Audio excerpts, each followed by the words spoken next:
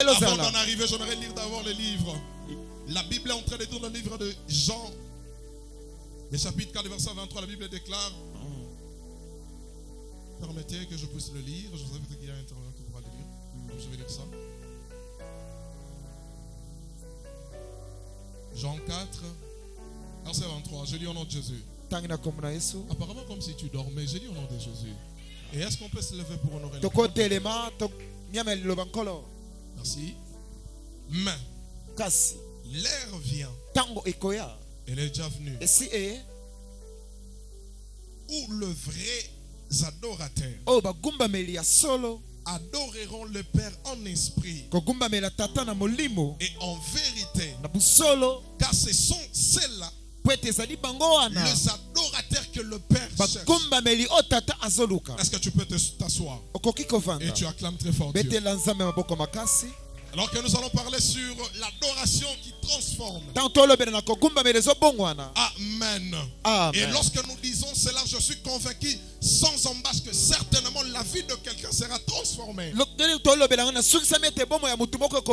termes, la vie de quelqu'un sera changée en une autre personne. Par la qualité de l'adoration que tu vas attribuer à Dieu. Jean est en train de dire que l'heure vient. À quelques minutes, il dit l'heure est déjà venue. Entre parenthèses, l'adoration ne pourra pas seulement se faire dans les temps auxquels nous sommes. Mais l'adoration sera faite dans n'importe quelle saison, n'importe quel moment. Que l'heure vienne, même si elle n'est pas venue, à l'heure auquel nous sommes, l'adoration peut s'effectuer. C'est pour cela qu'il dit l'heure vient, l'heure est déjà venue, où le vrai adorateur, on n'a pas dit les adorateurs, on a dit le vrai adorateur.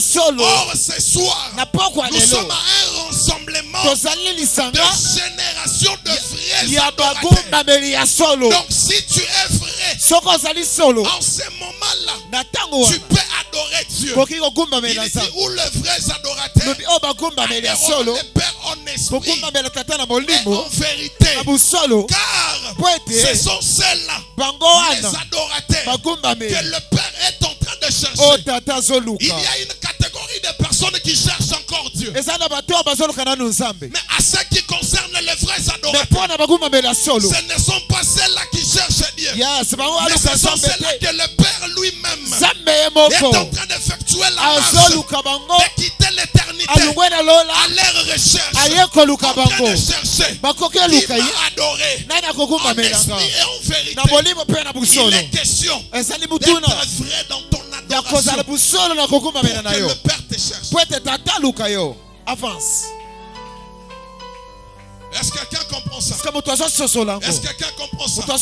Il y a beaucoup de gens, ils adorent seulement Dieu. Donc ils viennent à l'église, ils élèvent leurs mains, mais ne sachant pas réellement qui ils sont en train d'adorer. Christ est en train de dire, si tu connaissais les dons de Dieu, vous disiez que vous adorez et tout consort.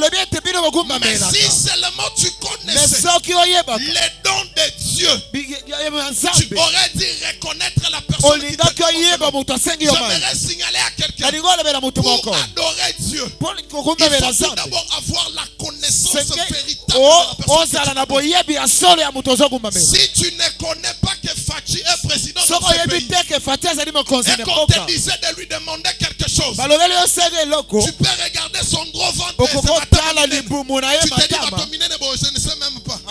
Pourquoi? Parce que tu n'as pas la connaissance véritable de qui il est. Maintenant, la personne qui connaît que Fachi est président de ce pays, quand il faudra demander, il va lui dire, j'ai envie même de $1 milliard. Parce que je connais l'argent chez lui, c'est rien. Est-ce que quelqu'un comprend ça? On peut tous louer Dieu. C'est bien bon. La louange est en train d'exprimer le bienfait de Dieu dans nos vies. Mais l'adoration, c'est dire réellement qui il est. La Bible est en train de dire, lorsque vous élevez enlèverez le fils de l'homme, en ce moment-là, vous connaîtrez qui il est. On reconnaît qui il est par sa manière de l'adorer. Oh, lorsque tu l'adores, tu es en train de l'exalter. Tes problèmes est en train de rester minimes. En l'adorant, ton stérilité reste minime. Et quand lui, il monte tellement. Et il a intérêt de transformer le problème qui te dérange. Est-ce que quelqu'un comprend ça? Est-ce que quelqu'un comprend ça? La Bible est en train... Non, je rentre d'abord dans adorer Dieu en esprit et en vérité. Alors, lorsque nous l'adorons en esprit et en vérité, c'est d'abord en esprit et en vérité. L'esprit tout d'abord, c'est d'adorer Dieu dans une communion excessive. Tu ne peux pas adorer Dieu sans être en communion avec l'esprit de Dieu. La Bible est en train de dire, c'est poussé par l'esprit que les hommes ont parlé de la part de Dieu. Si tu n'es pas poussé par l'esprit, tu ne sauras pas chanter, tu ne sauras pas parler. C'est pour cela nous avons des chansons qui se répètent aujourd'hui sans onction, sans impact. Pourquoi? Parce qu'il n'y a pas une communion directe avec Dieu. C'est pour cela qu'il a dit, avant de l'adorer, si tu es vrai, faites-le par l'esprit. Je comprends aujourd'hui que l'esprit est la nouvelle adresse de l'adoration. Amen.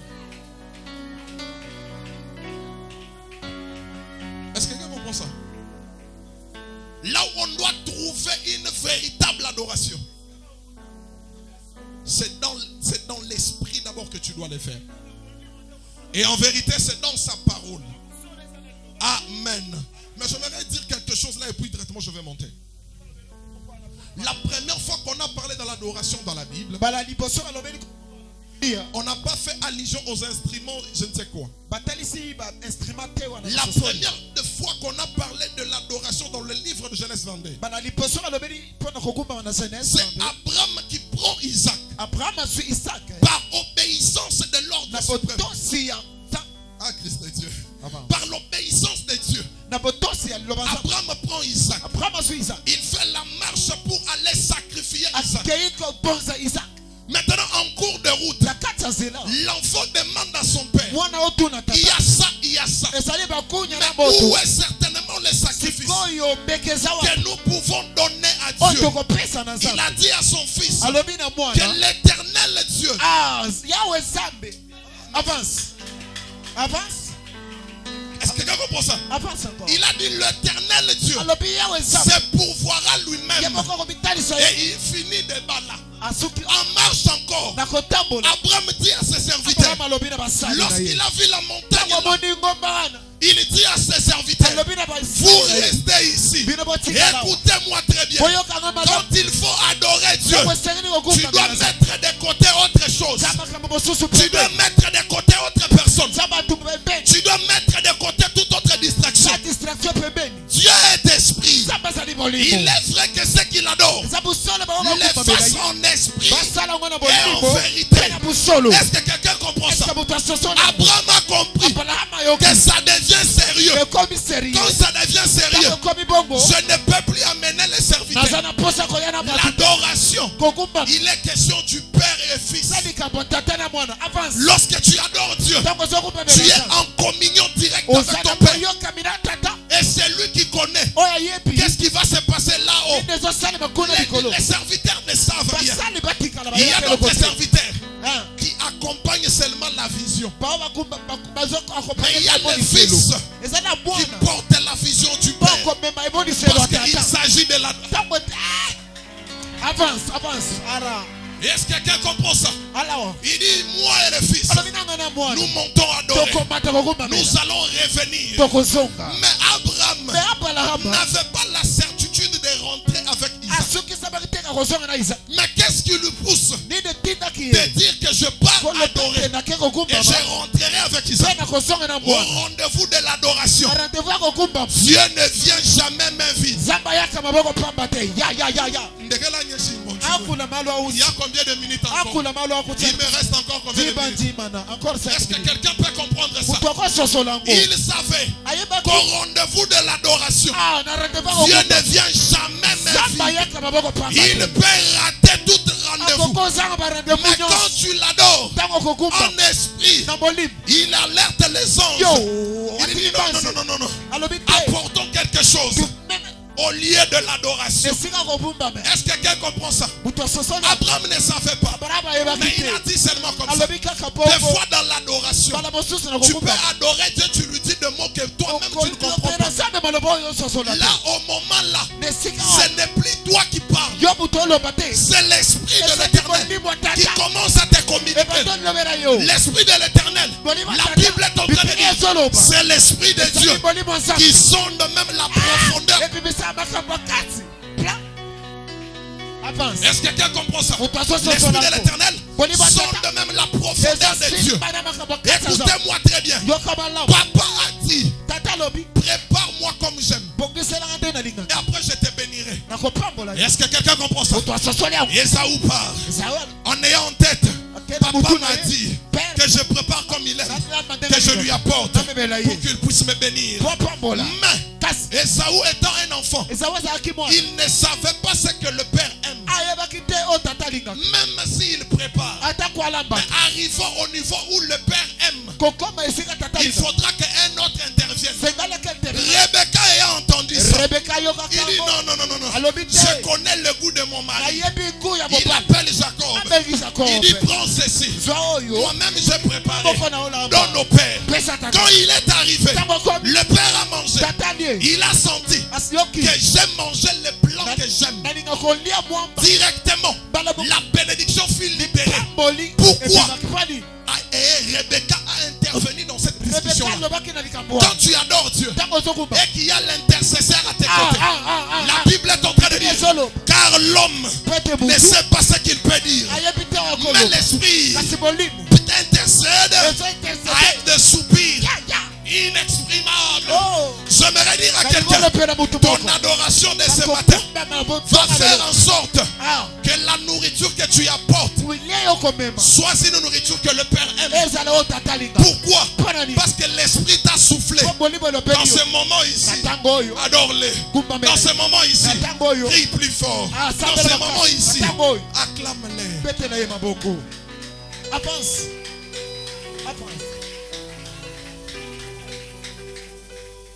Le Père, il dit, l'Éternel lui-même se pourvoira. Il dit, l'Éternel lui-même va se pourvoir. Arrivé là, l'Éternel, j'aimerais ajouter encore quelque chose. Au rendez-vous de l'adoration, ce n'est pas ton sacrifice que Dieu va utiliser. Comment ça? La Bible dit, est-ce que nous là nous avons des choses qu'on peut donner à Dieu pour les rendre riches? Mais ils ont vérité. Toi là tu peux donner quelque chose à Dieu pour les rendre riches. Et la Bible dit, c'est le supérieur qui bénit l'inférieur. Abraham étant inférieur, il doit être béni par celui. Merci. C'est pour cela que je rentre encore dans ce que j'allais dire. Lorsqu'on a parlé de l'adoration pour la première fois, Abraham a fait allusion au sacrifice. Mais la Bible dit, offrez vos corps comme un sacrifice vivant. C'est ça la véritable adoration. Écoutez-moi très bien. Un vrai adorateur, c'est la personne qui a donné sa vie à Dieu. Il dit éternel,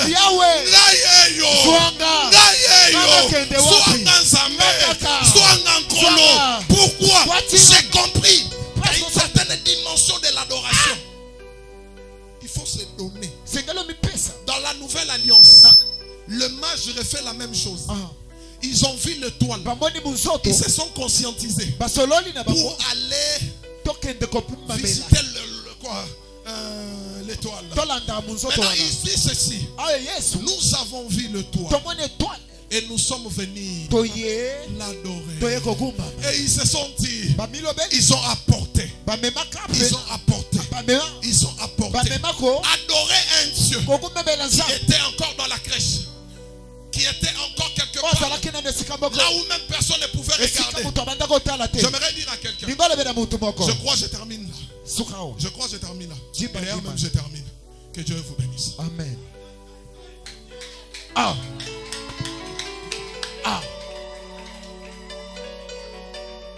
Voici bien.